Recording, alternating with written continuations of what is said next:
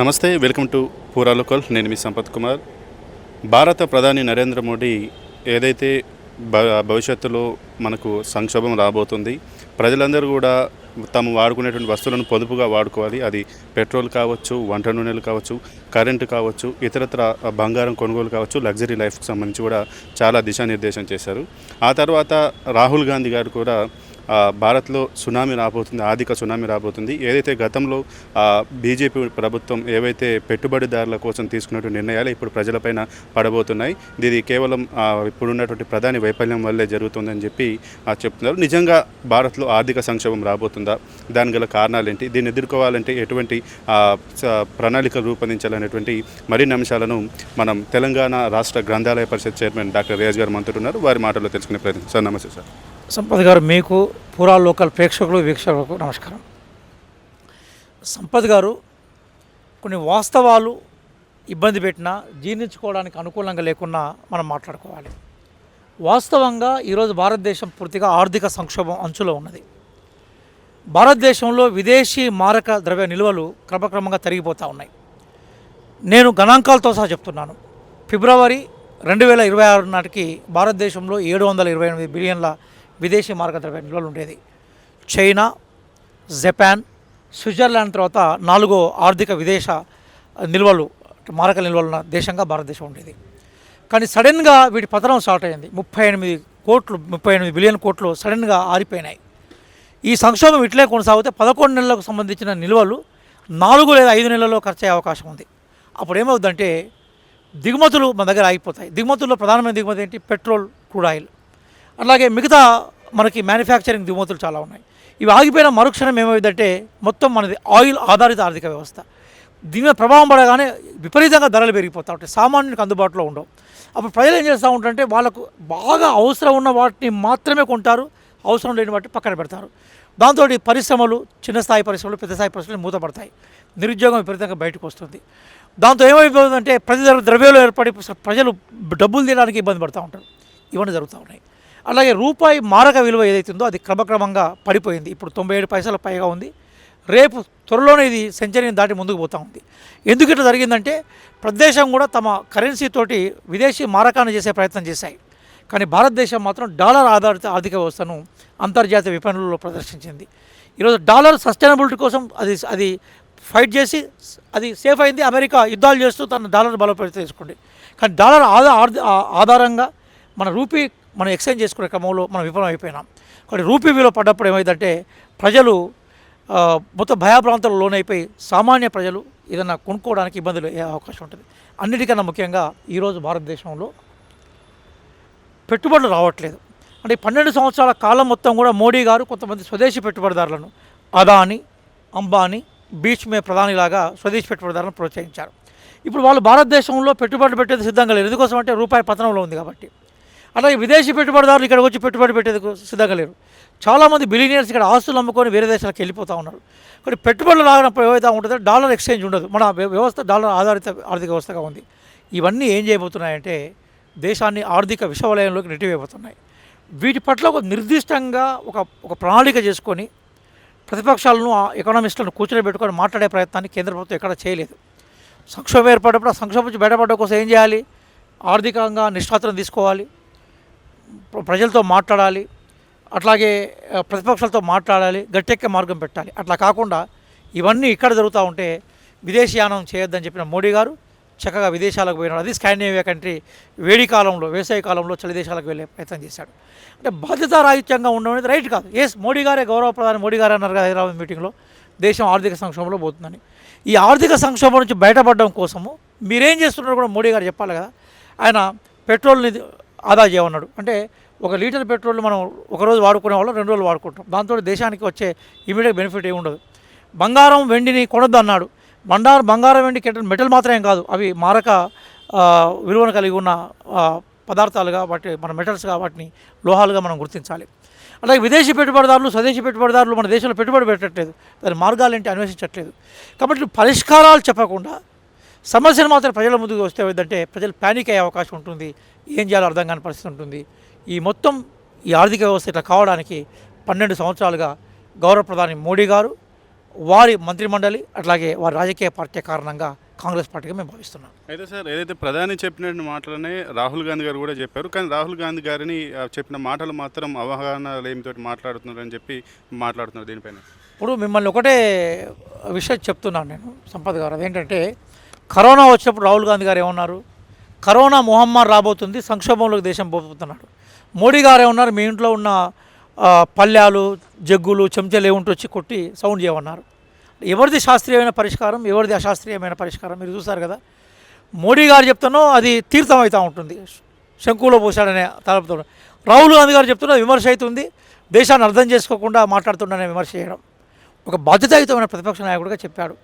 ఇప్పుడు రాహుల్ గాంధీ గారు చెప్పిన విషయాలు అవాస్తవం అని చెప్పేసి మోడీ గారిని చెప్పమనండి, ఇంకెవరైనా ఎకనామిస్ట్లో చెప్పమనండి, పోనీ నిర్మలా సీతారామన్ గారిని చెప్పమనండి. రూపాయి విలువ పతనం తప్ప అబద్ధమా, పెట్టుబడులు రావట్లేదు అన్న విషయం అబద్ధమా, ఆయిల్ సంక్షోభం ఎదుర్కోబోతున్నాం అన్న విషయం అబద్ధమా, వాస్తవాలే కదా. ఆ వాస్తవాలే రాహుల్ గాంధీ గారు చెప్పారు. అంటే రాహుల్ గాంధీ గారి మాటల్ని జీర్ణించుకునే చైతన్యము, ఆ ప్రజాస్వామ్య స్ఫూర్తి బీజేపీలో లేదు. రేపు ప్రజలకే విషయాలు అర్థమవుతూ ఉంటాయి కదా. రాహుల్ గాంధీ గారు ఏం చెప్పారో నిజం కాబోతుంది కదా. మోడీ గారికి ముందే పార్లమెంట్లోకి రాహుల్ గాంధీ గారు వచ్చారు. సీనియర్ పార్లమెంటేరియన్ మనకి లోక్సభ సభ్యుడైన విషయాన్ని కూడా బీజేపీలో గుర్తుపెట్టుకోవాలి. సార్ తెలంగాణలో కాంగ్రెస్ పార్టీ అధికారంలోకి రావడానికి మీ పార్టీ కార్యకర్తలతో పాటు నిరుద్యోగులు కీలక పాత్ర పోషించారు. ఎందుకంటే తెలంగాణ వచ్చిన తర్వాత వారు ఏ ఆశయాలతోటి తెచ్చుకున్నారో అవన్నీ గత ప్రభుత్వంలో నెరవేర్చలేదు. ఈ ప్రభుత్వం వస్తే మాకు ఉద్యోగాలు వస్తాయి, మాకు అవకాశాలు వస్తాయని చెప్పారు. కానీ 2.5 సంవత్సరాలు అయితేనే కూడా మమ్మల్ని పట్టించుకోవట్లేదు, జాబ్ క్యాలెండర్ రిలీజ్ చేస్తామన్నారు, రిలీజ్ చేయట్లేదని చెప్పి నిరుద్యోగులు ఆందోళన వ్యక్తం చేస్తున్నారు. ఒక రకంగా కాంగ్రెస్ పార్టీకి వ్యతిరేకంగా మాట్లాడుతున్నారు. దీనిపైన ఎట్లా స్పందిస్తారు? సంపత్ గారు, ఖాళీగా ఉన్న ఉద్యోగాలని మేనిఫెస్టోలో ప్రకటించిన విధంగా నింపాల్సిన బాధ్యత ప్రజాప్రభుత్వం మీద ఉంది. ముఖ్యమంత్రి రేవంత్ రెడ్డి గారు దాంట్లో కంప్లీట్గా నిమగ్నమై ఉన్నారు. ఉప ముఖ్యమంత్రి గారు కూడా బాధ్యత ఇచ్చారు, వారు కూడా నిమగ్నమై ఉన్నారు. మేము అధికారంలో రాగానే తెలంగాణ పబ్లిక్ సర్వీస్ కమిషన్ అనేది సరైన వ్యక్తులతోటి ఆ సర్వీస్ కమిషన్కి సంబంధించిన స్ట్రక్చర్ చేయబడలేదు. అందుకోసం పేపర్ లీకేజీలు, ప్యాకేజీలు అయిపోయి విద్యార్థుల జీవితాలు డ్యామేజీలు అయినాయి. మేము వెంటనే తెలంగాణ పబ్లిక్ సర్వీస్ కమిషన్ ప్రక్షాళన చేశాం. ఆ నోటిఫికేషన్లలో రకరకాల లోపాలు ఉండే, న్యాయపరమైన చిక్కులు ఉండే, వాటిని పరిష్కరించాం. దాదాపు 60 నుంచి 70 వేల మధ్య ఉద్యోగాలు కల్పించాం. ఇప్పుడు ఏవైతే ఈ మధ్య కాలంలో ఖాళీ అయ్యాయో, ఆల్రెడీ ఎగ్జిస్టెన్స్ ఖాళీ ఉన్నాయో వాటి మీద ఎక్సైజ్ చేసేందుకు శాంతకుమారి కమిటీని వేశాం. ఆ రిపోర్ట్ తీసుకున్నాం. ఖచ్చితంగా ముఖ్యమంత్రి గారి నేతృత్వంలో ఏవైతే ఖాళీగా ఉన్నాయో ఉద్యోగాలు వాటిని రకరకాల నోటిఫికేషన్లు, ఒకటే నోటిఫికేషన్లో చాలా ఉద్యోగాలు ప్రకటించకుండా అనేక నోటిఫికేషన్ల ద్వారా అనేక ఉద్యోగాలు ఇచ్చే ప్రక్రియలో మేము నిమగ్నమై ఉన్నాం. డెఫినెట్గా నిరుద్యోగులు లేదా విద్యార్థికులు అందాం మనం, వాళ్ళకు సంబంధించిన మెరిట్ ప్రకారము ఉద్యోగాల భర్తీకి ప్రభుత్వం సిద్ధంగా ఉంది. నేను పర్టికులర్ డేట్ అని నేను చెప్పలేను, కానీ ఖచ్చితంగా నోటిఫికేషన్ సంబంధించిన ప్రక్రియ వేగవంతమైంది. తప్పనిసరిగా నోటిఫికేషన్లు రావడానికి అవకాశాలు ఉన్నాయి. సార్ ఇప్పుడున్న పరిస్థితుల్లో మనం మొన్న నేపాల్లో చూసాం జెన్జీ ఉద్యమం. ఈ జెన్జీ జనరేషన్ నడుస్తూ ఉంది. ఈ జెన్జీ ఉద్యమం ఉన్నటువంటి పరిస్థితుల్లో మొన్న సీజే గారు చేసినటువంటి వ్యాఖ్యలు ఒక పెను దుమారాన్ని అయితే రేపాయి. దానికి అనుగుణంగానే కాక్రోచ్ జనతా పార్టీ అనే ఒక పార్టీని కూడా పెట్టాడు. పెట్టిన గంటల్లోనే 40,000 మంది దాంట్లో సభ్యత్వం కూడా తీసుకున్నారు. సో భవిష్యత్తులో ఏదైతే ఇప్పుడు భారతదేశంలో యువత ఎక్కువ ఉంది, జెన్జీ జనరేషన్ నడుస్తూ ఉంది. సో భవిష్యత్తులో భారతదేశంలో ఈ జెన్జీ ఉద్యమం వచ్చేటువంటి అవకాశం ఉందా? ఒకవేళ వస్తే దాన్ని ప్రజలు ఎట్లా తీసుకుంటారు? ఇప్పుడున్నటువంటి అన్ని పార్టీలు ఏ రకంగా తీసుకునే అవకాశం ఉంది? అంటే సంపత్ గారు, బేసికల్గా ప్రజాస్వామ్య వ్యవస్థలో భావ వ్యక్తీకరణకు అవకాశాలు ఉంటాయి. ప్రజలు నిరసన వ్యక్తం చేయొచ్చు, ప్రదర్శన చేయొచ్చు, ఎలక్షన్స్ ద్వారా ప్రభుత్వాలను మార్చచ్చు. కానీ ఆ డోర్స్ అన్నీ మూసేయబడ్డప్పుడు ఏమవుతుంది, వాటి బ్రద్దలు కొట్టుకొని బయటికి రావాలనే ప్రయత్నం జరుగుతూ ఉంటుంది. సహజమైన ప్రక్రియ. అయితే భారతదేశంలో దాదాపుగా 70 సంవత్సరాల పరిపాలనా వ్యవస్థ, ప్రజాస్వామ్యం మనకు అనేక అవకాశాలు ఇచ్చింది. కానీ క్రమక్రమంగా అవకాశాలను మూసేస్తూ ఉన్నారు. రాజ్యాంగ సంస్థల విధ్వంసం జరుగుతూ ఉన్నది. ఉద్యోగ అవకాశాలు కంప్లీట్గా సన్నగిలిపోయినాయి. ప్రజాస్వామ్య ఉద్యమాలు అణచివేయబడతా ఉన్నాయి. బుల్డోజర్ న్యాయం జరుగుతూ ఉన్నది. ఆ క్రమంలోనే యువత ఎవరైతే ఉపాధి అవకాశాల కోసం చూస్తున్నారో అందరూ నిరాశలో ఉన్నారు. ఆ నిరాశలో ఉండే యువత వ్యవస్థలో లోపల ప్రశ్నిస్తూ ఉన్నారు. ఆ ప్రశ్నించే యువతను గొప్ప స్థానంలో ఉన్న ఒక వ్యక్తి కాక్రోచ్ అనే పేరుతో సంబోధించడానికి యువత దాన్ని భరించలేరు. కాబట్టి సడన్గా దానికి నిరసనగా ఒక నిరసన రూపంలో ఒక పొలిటికల్ పార్టీ పెడితే బహుశా 40,000 ఈరోజు ఇంకా అది పెరిగి ఉంటుంది, బాగా యూత్ చేరుంటారు. కాబట్టి అదొక నిరసన రూపంగా మనం తీసుకోవాలి. ప్రజలకు ఆ విషయం అర్థమవుతుంది. పాలక వర్గాలు కూడా నేర్చుకోవాల్సింది, ప్రధానంగా కేంద్రంలో ఉన్న మోడీ గారి ప్రభుత్వం కానీ ఎన్డీఏ ప్రభుత్వం నేర్చుకోవాల్సింది ఏంటంటే, ప్రజల ఆకాంక్షల మీద మీరు నీళ్లు చల్లాలనే ప్రయత్నం చేస్తే ఆ వ్యక్తీకరణ ఇంకో రూపంలో వస్తుంది. కాబట్టి నేపాల్లో జడ్జి విప్లవం వచ్చింది, బంగ్లాదేశ్లో వచ్చింది, మనం చూసాం, శ్రీలంకలో వచ్చింది. అయితే భారతదేశంలో చాలా కాలం నుంచి ఒక నియమాలతో కూడుకున్న ప్రజాస్వామ్య వ్యవస్థ ఉంది కాబట్టి వాటికి పెద్దగా అవకాశం లేదు. కానీ ప్రజాస్వామ్య వ్యవస్థ వ్యక్తీకరణ స్వేచ్ఛ హరించబడ్డప్పుడు ఖచ్చితంగా ప్రజలు రోడ్ల మీదకి రావడానికి అవకాశం ఉంటుంది. అది యూత్ రూపంలో రావడానికి అవకాశం ఉంటాయి. దాన్ని అర్థం చేసుకోవాల్సిన అవసరం పాలకవర్గాలకు ఉంటుంది. సార్ ఇక చివరిగా మీరు చాలామంది పోటీ పరీక్షలకు చాలామంది విద్యార్థులను అయితే తీర్చిదిద్దుతూ ఉంటారు. వాళ్ళకు కావాల్సిన సజెషన్స్ గైడెన్స్ ఇస్తుంటారు. మా ఛానల్ ద్వారా మీరు ఇప్పుడు రానటువంటి ఉద్యోగ నోటిఫికేషన్లకు అనుగుణంగా పోటీ పరీక్షలకు ప్రిపేర్ అయ్యేటువంటి ఆ విద్యార్థులకు ఎటువంటి సూచనలు చేయాలనుకుంటున్నారు? సార్ మంచి ప్రశ్న అడిగారు. ఎప్పుడు కానీ కాంపిటేటివ్ ఎగ్జామ్స్కి ప్రిపేర్ అవుతున్న పిల్లలు మేజర్గా న్యూస్ పేపర్ రీడింగ్ని జీవితంలో భాగం చేసుకోవాలి సార్. మీలాంటి ఛానళ్ళు విజ్ఞాన దాకా ఏమైనా అంశాలు చేసినా కూడా వాటి ఓన్ చేసుకోవాలి. ఎందుకోసం అంటే ఫస్ట్ కాంపిటేటివ్ ఎగ్జామ్స్కి ప్రిపేర్ అవుతున్న విద్యార్థి తన స్థానిక పరిస్థితులతోటి, రాష్ట్ర పరిస్థితులతోటి, దేశ పరిస్థితులు, అంతర్జాతీయ విషయాలతో మమేకం కావాలి. న్యూస్ పేపర్ రీడింగ్ ద్వారా ఏమవుతుందంటే ఒక లోకల్ మనిషి అంతర్జాతీయ సమాజం వైపు తన మేధస్సును ఎదిగించుకోగలుగుతూ ఉంటాడు. నెంబర్ 1. నెంబర్ 2, కాంపిటేటివ్ ఎగ్జామ్స్ మీద విపరీతంగా మ్యాగజైన్స్ వస్తూ ఉన్నాయి, వాటి రెగ్యులర్ చదవాలి.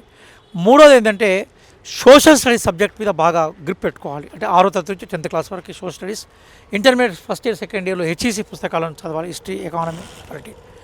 వాటితో పాటుగా తన సొంతంగా నోట్స్ ప్రిపేర్ చేసుకోవాలి. కాంపిటేటివ్ ఎగ్జామ్స్ని ఎక్కువగా బేరీజ్ వేసేది జనరల్ స్టడీసే. జనరల్ స్టడీస్ మీద ఎవరికైతే బాగా గ్రిప్ ఉంటుందో కాంపిటేటివ్ ఎగ్జామ్స్లో వాళ్ళు అడ్వాన్స్ ఉంటారు. కాబట్టి రేపటికి వాయిదా వేయకుండా, ఎందుకంటే బద్ధకం బతికి ఉన్న మనిషిని సమాధి చేస్తుంది. రేపు చేయాల్సిన పని ఈరోజే చేయాలి, ఈరోజు చేయాల్సిన పని ఇప్పుడే చేయాలని కబీర్ చెప్తాడు, మహాకవి. కాబట్టి యువత ఆ కాంపిటేటివ్ ఎగ్జామ్స్ దిశగా ప్రిపేర్ అయ్యి వాళ్ళ ఆర్థిక స్వావలంబనాన్ని, అలాగే సామాజిక ఉన్నతిని సాధించాలనుకున్నప్పుడు ప్రిపరేషన్ వేగరం చేయాలని మనం కోరుకోవాలి. ఖచ్చితంగా సిలబస్ను ప్రిపేర్ కావాలి, నోట్స్ ప్రిపేర్ చేసుకోవాలి, అవసరమైన పుస్తకాలు సేకరించుకోవాలి. ఒక ప్రణాళికాబద్ధంగా ప్రిపేర్ అయితే సక్సెస్ కావడానికి అవకాశం ఉంటుంది. చదవాలిరా ఎన్ని కష్టాలే వచ్చినా, చదువు లేని భవిత పెద్ద సున్నా.